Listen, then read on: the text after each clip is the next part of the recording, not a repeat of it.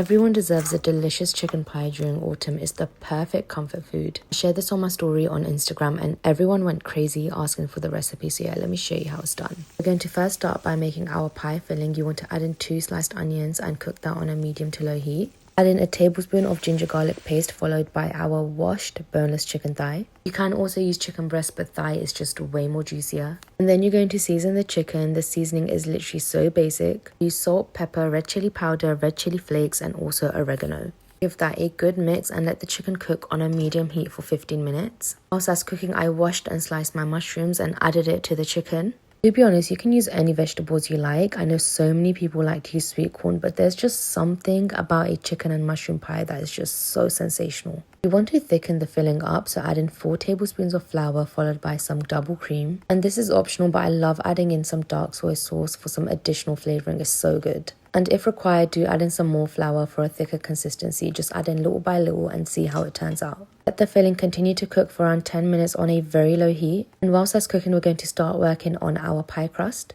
You want to first brush on some oil into your pie dish so that the puff pastry does not stick to the bottom. So we're going to first bake the bottom layer of the pie crust for around 25 minutes.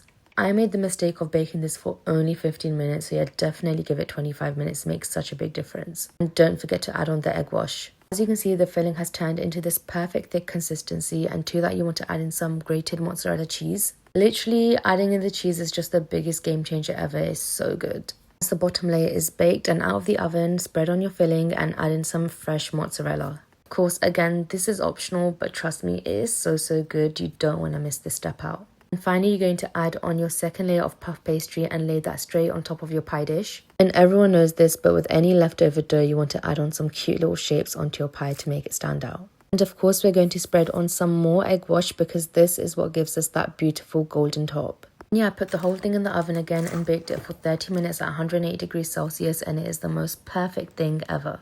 You have the crispiness from the puff pastry and the pie filling is so delicious. It's dreamy and creamy and 10 out of 10. Try this and let me know how it goes.